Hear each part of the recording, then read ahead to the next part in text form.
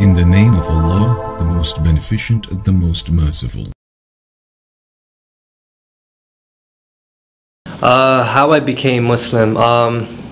It's going to be about 3 years going on this July, being Muslim. And my journey to Islam was an interesting one because before Islam I used to own a nightclub. And I had this nightclub for about 2 years. And I was 21 when I opened the nightclub. And that club kind of led me more towards Islam. What really happened in that club, we were making a lot of money in that club. I was making anywhere from $10,000 to $30,000 a night, easily on a Friday, Saturday night. And I was very young, making a lot of money at a young age. And the first year of the club, we were doing, very well. Everything was going great, making a lot of money. I was spending a lot of money. I was young, I had money, everything was going great. And coming towards the end of that 1 year, going to the next year, I started going through a lot of issues in the club. A lot of fights, people getting hurt, business was slowing down. Instead of making 10,000, I was making maybe 5,000, 6,000. And for a nightclub that holds 500 people, that's not a lot of money, So I was a little worried, and I come from a Hindu family. My father was a Hindu priest, his father was a Hindu priest, I was supposed to be a Hindu priest, and I was a following Hindu. I actually, used to pray to the idols, pray to the statues every day, every morning. I woke up religiously and prayed to these idols, asked for everything to be okay. Hinduism has a lot of different idols, different gods. And when I was going through these problems, the first thing that I wanted to do was go and find out from my family, what should I do? And being a following Hindu family, they advised me to go to the pundit and to do all these different kind of things. One thing come from a Hindu family, these pundits, they do a lot of things that involve magic, but they don't think it's magic. And I kind of got tangled up into that.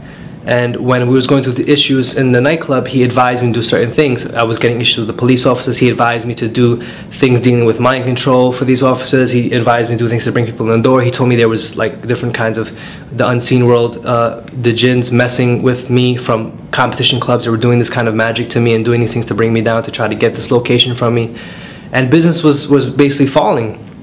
And then when I started doing this magic and all these different things that they were doing, and at the time I didn't know what it was. I thought this was just part of the religion. Business got better.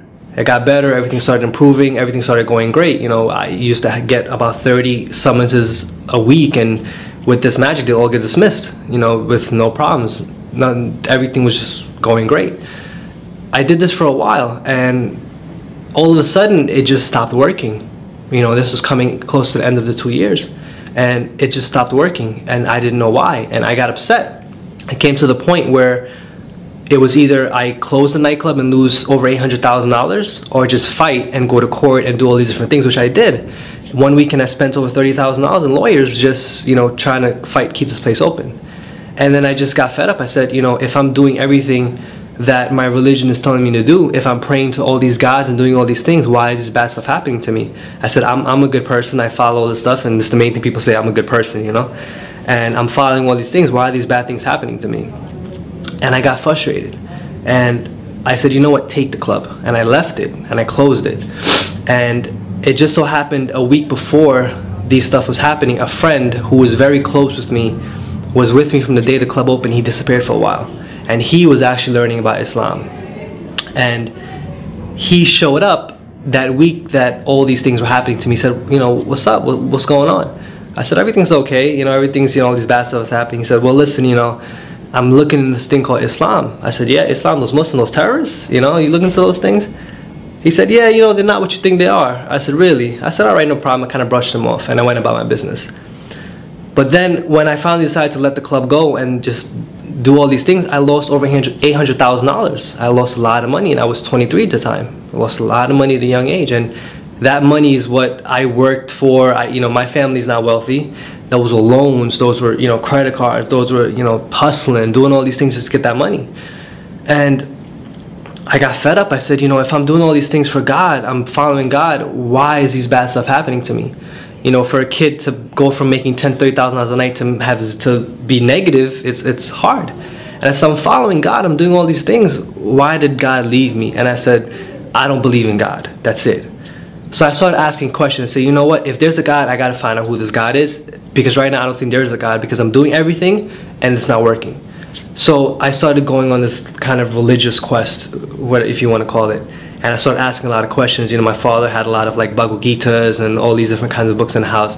I started researching them. I looked to Zakir Naik, all these different these da'is and stuff, and I noticed that in Hinduism, even though Hinduism has over 10, 20, 30 whatever gods that they have a god for everything. The scriptures itself, it says God is one, without a shape, without a partner, without anything. These scriptures say this: God has no shape, he has no form, he's a formless supreme being.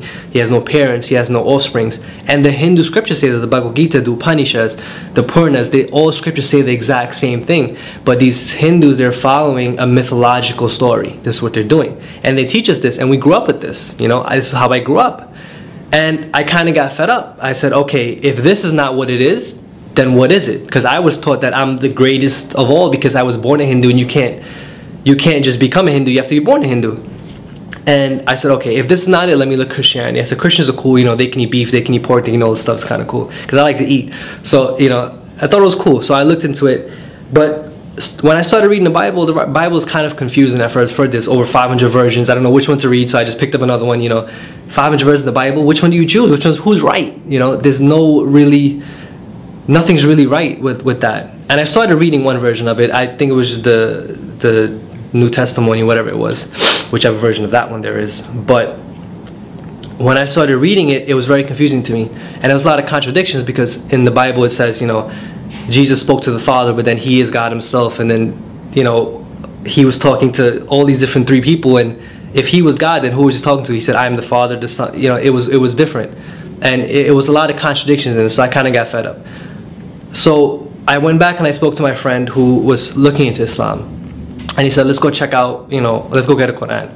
So I went, I took a drive down to Brooklyn, and I picked up an English translation of the Quran. And if you ever look at the Quran the first time, it's kind of confusing, English translation, because you don't know what's Baqarah, what's Fatiha, what's all these. So you don't know what this is. Like, why am I reading about a cow? What is all this stuff?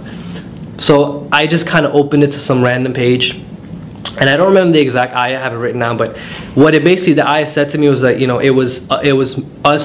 was we who pulled you from the sin in order that you may return to the straight path. If you revert to your sins, we shall revert to your punishment. We shall revert to our punishment. And I don't remember what ayah it was. I think it was Imran, but I'm not sure. But it spoke to me. It says, it is we who have pulled you from the sin in order that you may return to the straight path. If it wasn't for our favor upon you, you would have been in the same fire as them. And these kind of like the context it said. And this is the first thing I ever read in the Quran. And it was just a random page. So I said, wow, what is this? So I started doing research. I started researching the miracles of the Quran, all these different things, and I came across something called the jinn. And then when I came across what the jinn was and these unseen creatures, and I figured out what I was doing was wrong, it intrigued me. I said, I didn't know this thing existed, because these pundits were telling you they were unseen beings, and they were dead people and spirits and all these crazy things. And when I finally learned what it was, I was like, man, that's interesting, and I can't believe I was doing that. And it talked about tying up the knots and all these different things that we were involved with. And I intrigued me, and I kind of decided to start reading more, researching more, and doing all these different things.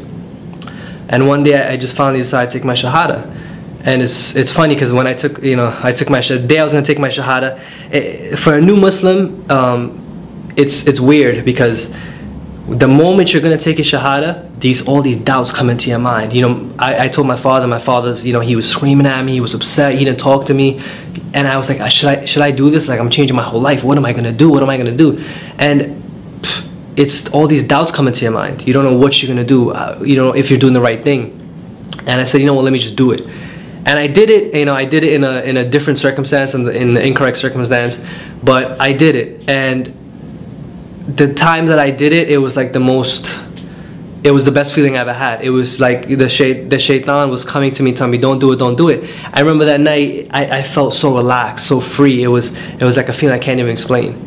And my wife also became Muslim. I was with her before that. She is going to be 2 years Muslim now, this June. And it was funny, from that club, I became Muslim.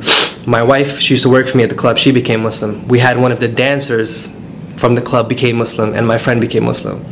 So all from that bad thing, that pinnacle of sin, cheating people, liquor, drugs, intoxicants, whatever it may be, 4 people became Muslim. And that's my story in a nutshell. You know, there's more details to it, but in a nutshell, that's basically how it happened.